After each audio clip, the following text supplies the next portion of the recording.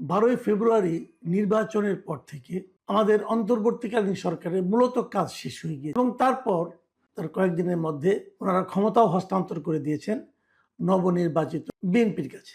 এবং বিএনপি তার এর মধ্যে তাদের মন্ত্রিসভা গঠন করেছে, প্রধানমন্ত্রী হয়েছেন, অন্যান্য মন্ত্রীদের দপ্তর বন্টন হয়েছে এবং তারপরেও প্রায় 2 সপ্তাহ কিন্তু প্রধান উপদেষ্টা, অন্তর্বর্তীকালীন সরকারের প্রধান উপদেষ্টা ডক্টর মোহাম্মদ ইউনূস ওনার যে সরকারি বাসভবন ছিল যমুনা, ওখানে অবস্থান করেছেন এবং গতকালকে সেখান থেকে উনি গুলশানের বাসভবনে চলে গেছেন। যতদিন পেরেছেন থেকেছেন সরকারি বাস। এই যে গেলেন, যাওয়ার পর থেকে ডক্টর মোহাম্মদ ইউনূসের স্ট্যাটাসটা কি দাঁড়াবে? এখন উনি কি? এখন কি উনি সাধারণ মানুষ, যে কোনো সাধারণ মানুষ? না, উনি এখন যে কোনো মানুষ নন। উনি আগে গ্রামীণ ব্যাংকের যখন এমডি ছিলেন, অথবা গ্রামীণের লোক হিসেবে যখন গ্রামীণ ফাউন্ডেশনের লোক ছিলেন, অথবা গ্রামীণ টেলিকমের চেয়ারম্যান অথবা অন্য কিছু ছিলেন, তখন উনি যে মাপের লোক ছিলেন, ওনাকে সরকার যে পরিমাণ নিরাপত্তা দিত, তার সঙ্গে কিন্তু বর্তমানে নিরাপত্তার কোনো তুলনা হয় অনুযায়ী উনি এখন রাষ্ট্রের অতি গুরুত্বপূর্ণ এবং এই গুরুত্বপূর্ণ ব্যক্তি হিসাবে ওনাকে বিবেচনা করা হবে। দায়িত্ব ত্যাগের পরবর্তী এক বছর উনি রাষ্ট্রের অতি গুরুত্বপূর্ণ ব্যক্তি থাকবে। তো আপনারা হয়তো বলবেন থাকবেন, এটা নিয়ে আলোচনার কি আছে? না,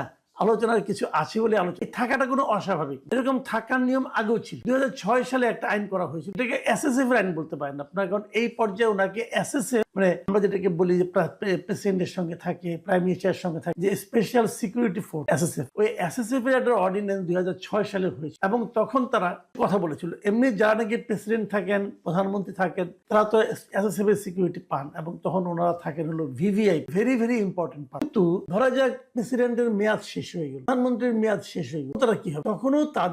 তখন তাদের are very very important person থাকবেন, তখন তারা হয়ে যাবেন ভেরি ইম্পর্টেন্ট ভিভিআইপি না। তো ওনারা যখন ভিআইপি হয়ে যাবে তখনও তারা এসএসএফ পাবেন, মানে এসএসএফ এর নিরাপত্তা তারা পাবেন। কতদিন পাবেন? 3 মাস পাবেন। এটা 2006 সালে একটা আইন করা হয়েছিল। সেই আইনে কে কে ইনক্লুডেড ছিল?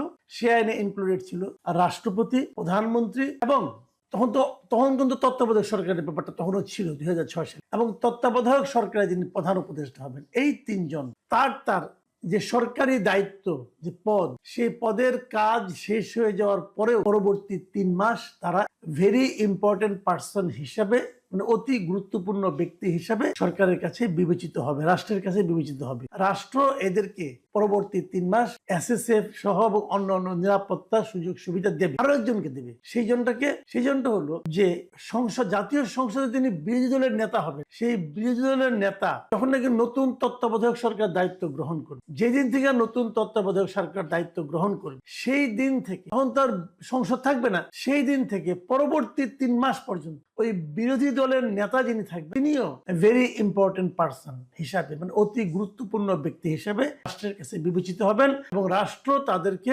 নিরাপত্তা দেবে। এই আইনটা হয়েছিল 2006 সালে, 2006 সালের 29শে অক্টোবর। এখন এই আইনটা হওয়ার পর ছিল এ পর্যন্ত, তারপরে তো মনে করেন আপনার 14তে এসে তত্ত্বাবধায়ক সরকার উঠে গেল, তারপরে এবার অন্তর্বর্তীকালীন সরকার এলো, এসে নিয়ে আমরা একজন অন্তর্বর্তীকালীন সরকারের প্রধান উপদেষ্টা পেলাম। প্রধান উপদেষ্টার কার্যকাল যখন শেষ হয়ে যায়, তাহলে ওনারও কিন্তু ওই একই নিয়মে 3 মাস সেই অতি গুরুত্বপূর্ণ ব্যক্তি হিসেবে নিরাপত্তা পাওয়ার কথা। কিন্তু এক্ষেত্রে তা হলো না। এক্ষেত্রে যে জিনিসটা হলো, আমরা দেখলাম যে এই বছরের, মানে 2026 সালে, মানে নির্বাচনের ঠিক 2 দিন আগে নতুন একটা অধ্যাদেশ হলো, সরকারি বিজ্ঞপ্তি, এবং সেই বিজ্ঞপ্তিতে বলা হলো যে প্রধান উপদেষ্টা যিনি থাকবেন, তিনি পরবর্তী, মানে দায়িত্ব শেষ হওয়ার পরেও 1 বছরের জন্য ভিআইপির মর্যাদা। এই যে নতুন যে প্রজ্ঞাপনটা হয়েছে ফেব্রুয়ারির 10 তারিখে, সেখানে আসলে কি লেখা হয়েছে?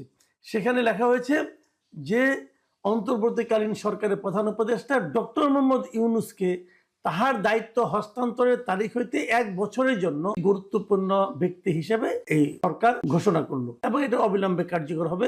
রাষ্ট্রপতির আদেশ ক্রমে মোহাম্মদ সাইফুল্লাহ পান্না এটা কে করলো? রাষ্ট্রপতি করলো, দিল রাষ্ট্রপতি। হয়তো প্রশ্ন করবেন যে দিন কয়েক আগে রাষ্ট্রপতি তো মানে খুব দুঃখ করে একটা ইন্টারভিউ বললেন যে তাকে কিভাবে ডক্টর ইউনূস পদে পদে অপমান করেছে, তিনি বলেছেন। তো তার মানে রাষ্ট্রপতির সঙ্গে ডক্টর ইউনূসের সম্পর্ক মোটেই ভালো ছিল না, তারপরেও রাষ্ট্রপতি এই ধরনের একটা আদেশ দিল, তার জন্য এত ভালো কিছু করলো। সেটা আসলে এরকম না কেন আমি বলি, বাংলাদেশের সবকিছুই রাষ্ট্রপতির আদেশ ক্রমে হয়। আমার তো মাঝে মাঝে মনে হয় যদি রাষ্ট্রপতিকে কোনো কারণে সরে যেতে হয়, তখন হয়তো বলা হবে রাষ্ট্রপতির আদেশ ক্রমে ওনাকে সরিয়ে দেওয়া হলো। এটা একটা ফেজ মাত্র, এটা একটা মানে বলা হয়ে থাকে। আসলে হয়তো অনেক কিছু রাষ্ট্রপতি জানেনও না। এই যে রাষ্ট্রপতির ওখান থেকে যে আপনার রাষ্ট্রপতির অভিযোগ করেছে যে ওনার ওখান থেকে যে মিডিয়া এই যে ইটা সেলটা ছিল ওটা সরিয়ে নেওয়া হয়েছে, আদেশে নেওয়া হয়ে থাকে বলা হবে ওখানেও রাষ্ট্রপতির আদেশ। রাষ্ট্রপতি অনেক কিছু জানেন না, কিন্তু ওনার আদেশক্রমে সবকিছু হয়। এবং বাংলাদেশের সংবিধান অনেকটা এরকমই, যে রাষ্ট্রপতি যা কিছু করে মন্ত্রী পরামর্শক্রমে করে।